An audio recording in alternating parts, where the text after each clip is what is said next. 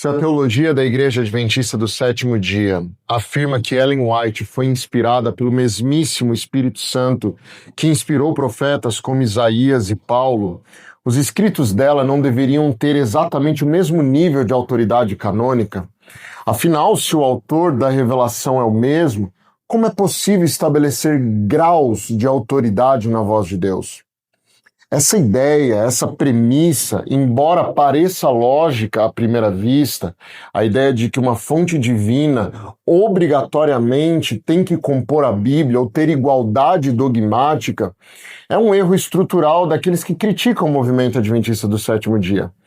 Fundir e confundir inspiração com canonização é um equívoco. Forma um falso paradigma, inclusive, que presume que toda manifestação do Espírito Santo tem como objetivo produzir material canônico universal. Contudo, a Igreja Adventista do Sétimo Dia, quando interpreta o texto bíblico, não crê nisso. Essa premissa, que é tão comum no ambiente evangélico, ignora a própria evidência bíblica que atesta a existência de dezenas de profetas genuinamente inspirados pelo mesmo Espírito Santo, tal qual Natã, Gade, Ido, Ágabo, as filhas de Filipe, e essas mensagens possuíam autoridade divina para o seu contexto, mas nunca foram designadas por Deus para fazerem parte do cânon bíblico. O evangelicalismo clássico se equivoca, na minha visão, ao presumir que inspiração genuína exige automaticamente inclusão canônica.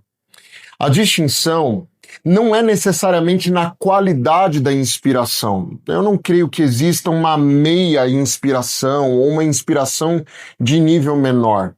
É o mesmo espírito que inspira, e ele inspira usando os mesmos mecanismos, tanto dos autores bíblicos, os profetas bíblicos, quanto profetas extracanônicos, que são, inclusive, registrados na Bíblia. Nunca escreveram nada, como João Batista, por exemplo, mas tem seus registros, ou melhor, é um profeta inspirado devidamente por Deus.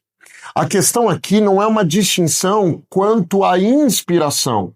A questão é uma distinção quanto à função, quanto a propósito, quanto à abrangência. A Bíblia, ou seja, os profetas inspirados, canônicos, é fonte primária, universal, são um fundamento dogmático para todas as eras. O termo cânon vem dessa ideia de régua. Então a Bíblia e os que representa os profetas canônicos, é uma régua eterna, universal, para todas as eras.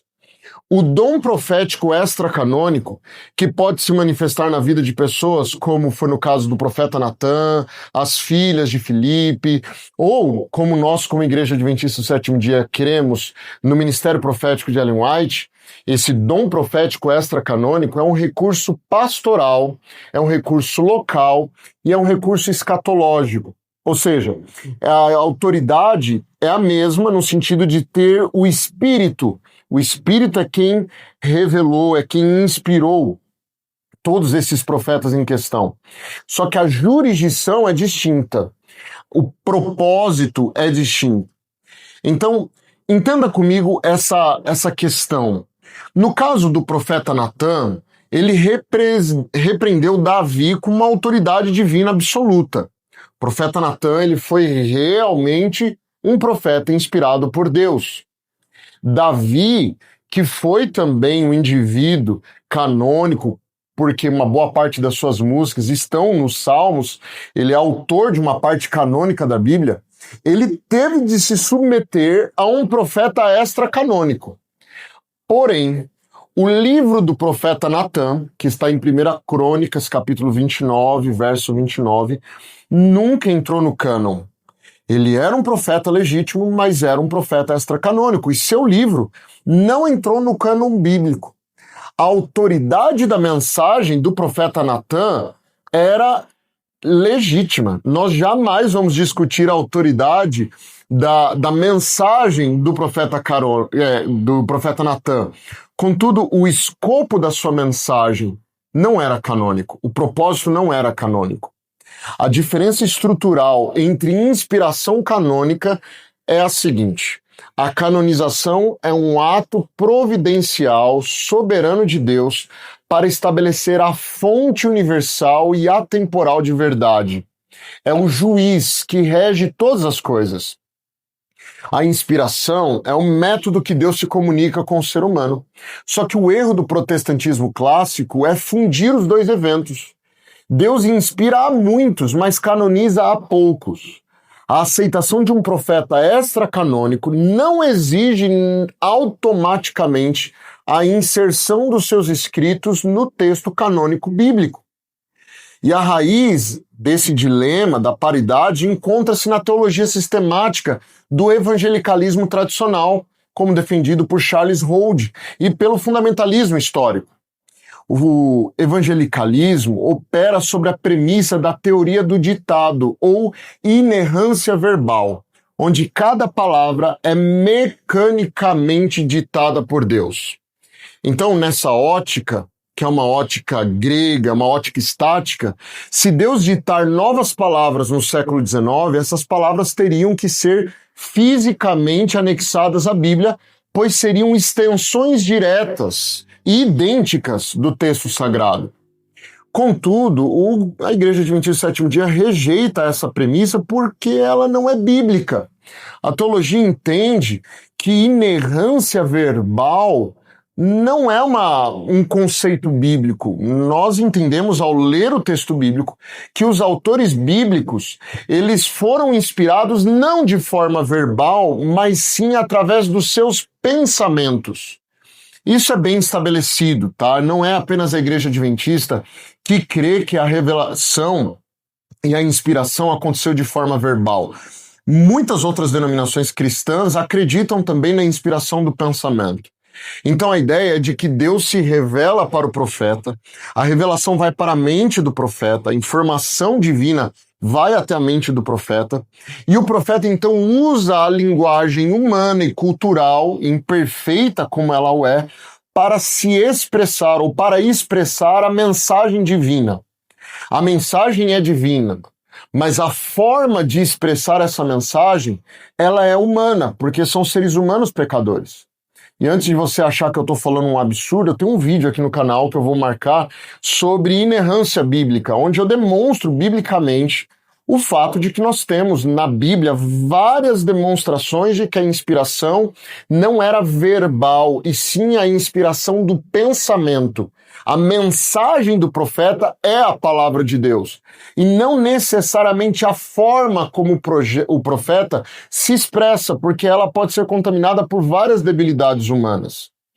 Por conta disso, nós entendemos que os escritos de Ellen White, como profetisa extracanônica, não anulam nem competem com a perfeição verbal exigida pelo fundamentalismo evangélico, para o cânon. Pelo contrário, a distinção entre as escrituras, entre a Bíblia e os escritos de Ellen White, não se encontram no âmago da fonte, e a fonte é o Espírito Santo, mas sim na sua jurisdição e na sua teologia. Entenda bem, a Bíblia possui jurisdição universal. A Bíblia é a regra de fé para todos os crentes em todas as eras. É a constituição imutável. Enquanto isso, o dom profético no Adventismo tem jurisdição escatológica e funcional. Foi suscitado para guiar a igreja remanescente no tempo do fim, ajudando a igreja a navegar no clímax do grande conflito. O propósito último do dom profético não é criar novas doutrinas, porque senão violaria a Bíblia como sendo única fonte. E perceba essa expressão, fonte. A Bíblia é a fonte. O propósito do dom profético é de uma função hermenêutica e corretiva. É como se corrigisse as lentes que nós temos conosco por estarmos no meio da cultura em que estamos, que são lentes gregas, na qual nós olhamos para o texto bíblico a partir de uma tradição grega, uma tradição helenista. E então o texto profético nos força a retornar para a Bíblia e fazermos uma exegese que seja baseada em macro pressuposições bíblicas. Então me entenda corretamente, bem corretamente. Veja, a Bíblia lá está, a forma de interpretar a Bíblia também lá está. O método utilizado para interpretar a Bíblia precisa ser extraído da própria Bíblia. A forma como um profeta interpretou os textos que o antecederam, a forma como Jesus interpretou o Antigo Testamento, a forma como Paulo interpretou os ensinos de Jesus, a forma como os profetas bíblicos interpretaram os profetas que os antecederam, nos ensina um método de interpretação bíblica. Qual é a necessidade do dom profético? É que vivendo a fé cristã, no contexto do segundo, num pós-Cristo, né, depois de uma influência massiva do pensamento grego na teologia cristã, um profeta extracanônico nos ajudaria a perceber que por vezes nós carregamos macropressuposições não bíblicas na hora de interpretar o texto bíblico. Então nós já temos uma pressuposição de que Deus é um ser atemporal, de que ele é impassível, de que ele é imutável no sentido grego. Nós temos uma pressuposição de que vivemos um dualismo na realidade, né? Mundo de Deus, mundo das ideias, mundo suprassensível, mundo sensível da matéria, dos seres humanos. Nós temos uma macro pressuposição sobre o ser humano, de que existe a matéria e tem a alma e a matéria podem conviver separadas. Então nós temos uma série de macropressuposições. Agora, qual é a macropressuposição bíblica para interpretar a Deus, para interpretar o ser humano e a realidade? Então nós precisamos ir à Bíblia e tirar da Bíblia suas macropressuposições. E o profeta extracanônico, no nosso caso, surge para falar assim, olha, não usem macropressuposições externas da Bíblia para interpretar a Bíblia. Pelo contrário, usem as próprias macropressuposições da Bíblia para interpretar a Bíblia. Use, por exemplo, o santuário, que aparece na Bíblia inteira, desde lá do Pentateuco até o Apocalipse. Use o perfil do grande conflito que aparece na Bíblia inteira, uma guerra entre o bem e o mal, o inimigo de Deus e o próprio Deus lutando pela adoração. Então, use esses valores bíblicos claros nas Escrituras para interpretar a própria Escritura. Você entendeu a ideia? A ideia é de que nós somos conclamados pelo dom profético não a termos uma fonte de doutrina. O dom profético não é uma fonte de doutrina. Pelo contrário, ele é um método divino, ele é um recurso divino para ajudar o povo de Deus a se manter focado apenas na fonte. É a proteção da fonte, e a fonte é a Bíblia. A paridade da inspiração protege a Bíblia contra o prima escritura que é tão comum no evangelicalismo. E você vai se lembrar, por exemplo, do quadrilátero wesleyano, que está muito presente no evangelicalismo brasileiro. Então, a Bíblia seria não só a escritura no evangelicalismo brasileiro, mas sim prima escritura.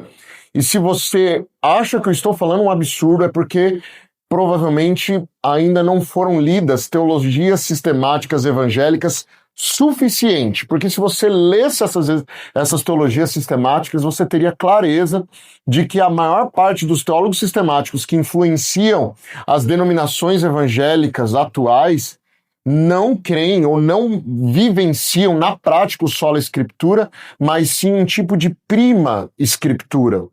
A escritura, ela tem uma proeminência, uma prioridade, mas ela não é a única fonte de recurso teológico. Para o adventismo, a Bíblia é a única fonte de recurso teológico, embora é compreensível que haja um profeta bíblico para nos ajudar a jamais tirar esse valor do sola escritura da nossa mente. E no momento de interpretar a Bíblia, nos abstermos das lentes extra-bíblicas e buscarmos apenas referenciais bíblicos para formar a nossa hermenêutica. Então, a inspiração do Espírito Santo é uma ação divina, plena, indivisível, e ela acontece tanto na Bíblia quanto num profeta extracanônico. Não existe inspiração de segunda classe. Contudo, exigir que todo texto inspirado por Deus deva compor o cânon bíblico não é uma exigência da própria Bíblia, mas uma imposição da tradição teológica evangélica que é fundamentada na falácia da inerrância verbal. A distinção ontológica e dogmática não repousa na identidade do autor, mas na teologia da mensagem. A Bíblia estabelece o fundamento dogmático, o dom profético protege e aplica esse fundamento dogmático, que é a própria Bíblia interpretando a Bíblia. E o perigo real não é o perigo do dom profético, esse não é o perigo real, mas sim a presunção humana de ditar como ou quando Deus fala. Ou seja, rejeitar o dom profético exigindo paridade canônica é elevar um sistema filosófico acima da Bíblia. O autêntico sola escritura reconhece os profetas de autoridade local e não canônica. Isso é bíblico. Existe na Bíblia profetas não canônicos. E não há em nenhuma parte na Bíblia dizendo que o dom da profecia se extinguiu. Não há nenhuma parte na Escritura que diga isso. Portanto, dizer que obrigatoriamente qualquer manifestação de dom profético extracanônico não é legítima é um equívoco bíblico, é o negar a Escritura em prol de uma filosofia estabelecida por uma falácia da inspiração verbal. Então entenda corretamente, os escritos adventistas nunca reivindicaram lugar na Bíblia. Não são um novo fundamento, não é uma nova fonte os escritos de Ellen White. O Espírito Santo atuou com um objetivo só, ser uma lupa para a igreja do tempo do fim, para remover tradições e focar apenas na revelação canônica. Então eu concluo esse vídeo deixando muito claro para você que não concorda ou não crê naquilo que cremos. É legítimo que você não crê em Ellen White. Eu respeito profundamente você. E eu, inclusive, acho que você não é obrigado. Agora, usar a ideia de que porque nós cremos numa profetisa extracanônica, nós queremos que os seus escritos, os escritos dela, substituam a Bíblia, é uma incoerência gigantesca.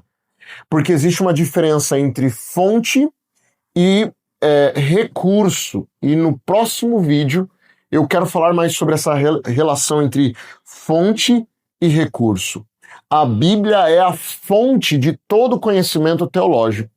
E o profeta extracanônico, ou a profetisa extracanônica, é um recurso que nós queremos ter sido utilizado por Deus para ajudar a igreja a não se desviar de uma interpretação bíblica que seja puramente bíblica, ou seja, uma interpretação que não faça uso de pressuposições macrohermenêuticas. É uma forma de interpretar a Bíblia onde a própria Bíblia diz quais são os pressupostos necessários para a interpretação do texto bíblico. Obrigado por ficar comigo até o final desse vídeo, que Deus te abençoe e a gente continua conversando. Meu nome é Ricardo Nogaroto. Um excelente dia com Deus.